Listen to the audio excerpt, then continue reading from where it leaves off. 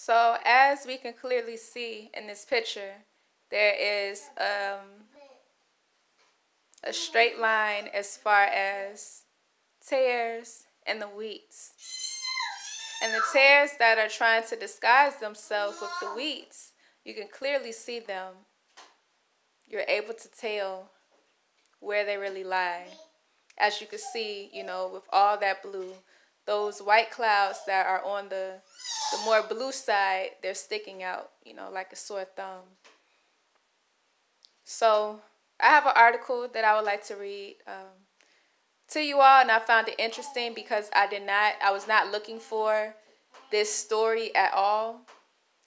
And when I found this story, I got so excited and I was just like praising God, like, oh my goodness.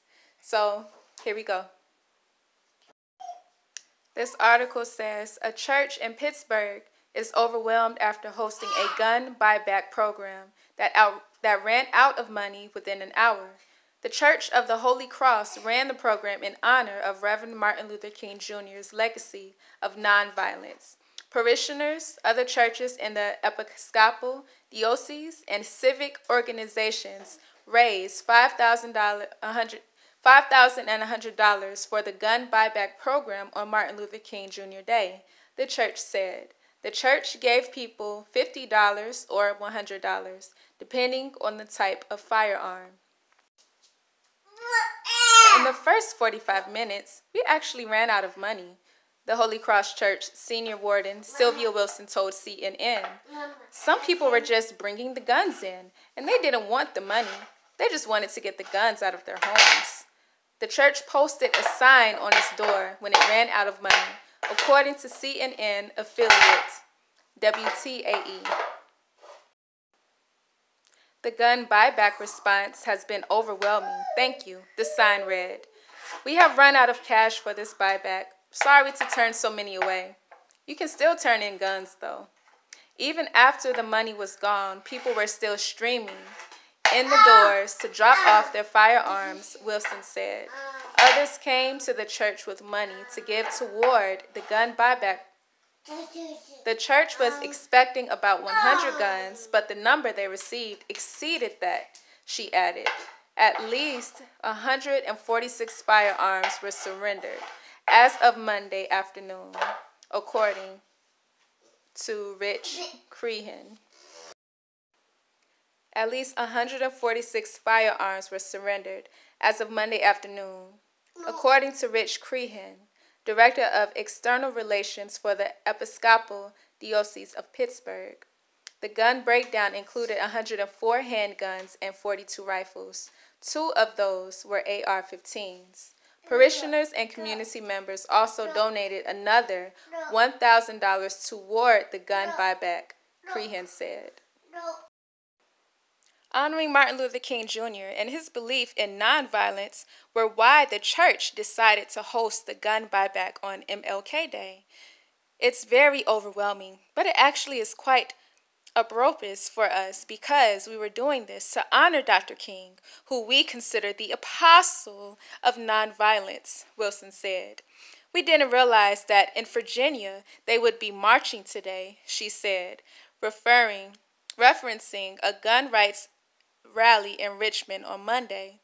We see that as dishonoring his legacy because they're marching on this holiday, representing him. It's the total opposite of what we're trying to do today. The church was the site of double homicide recently, and keeping its community safe was another reason. Sorry, I can't read this. Or the streets. Basically, it's another reason why they want the guns out the streets, she said. We had a double homicide outside our church about 2 months ago, Wilson said. It's time for this violence to stop. It's time for people to stop having a disregard for human life. We want people to live their lives fully without having to fear some unexpected gun violence, which happens all too frequently in many communities. All right, so as I stated before I read the article, I came across this article, quote unquote, by accident. I planned on doing a video about,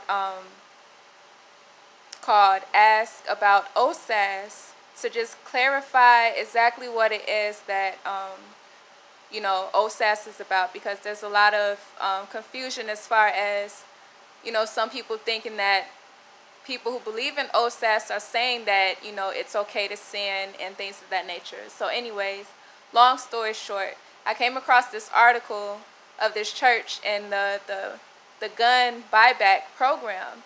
And I was reading it and I was like, oh my goodness, Lord. Like, he's just speaking so loudly to me at that moment. And I don't think it's a coincidence at all, because I told you all the last video I did about Martin Luther King Jr. and this rally thing and the possible connection.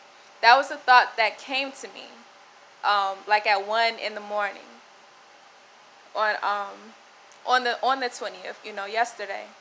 And now, this article pops up at random, quote unquote, when I was searching and looking for something else. So I did want to share this with you all. And goodness, I forgot what I was about to say now. I was just really excited to share this because it's not a coincidence. And I'm going to look at this church and see what doctrine they believe in. And that would just further explain the agenda, behind them. Really rubbed me the wrong way was how the lady's name was Sylvia Wilson, how she said they looked at Dr. Martin Luther King Jr. as an apostle of nonviolence. Not an apostle of, Jesus Christ, not an apostle of grace, but an apostle of nonviolence. And I already told you all, Martin Luther King Jr. was not a Christian. Now, was he saved? Did he get saved before he died? I don't know. But based off of the imagery that was put out in front of us, people called him Reverend. They called him Reverend. He was preaching and speaking from a Baptist church. He was using these titles just as a means to gain popularity. And his story really goes in deep. Like, his original name was not Martin Luther King. He was given a different name, and he's also a part of, a Greek fraternity. And we know the origins of fraternities and sororities are not of the things of God. It's full of secrecy and ritualistic means and occultism.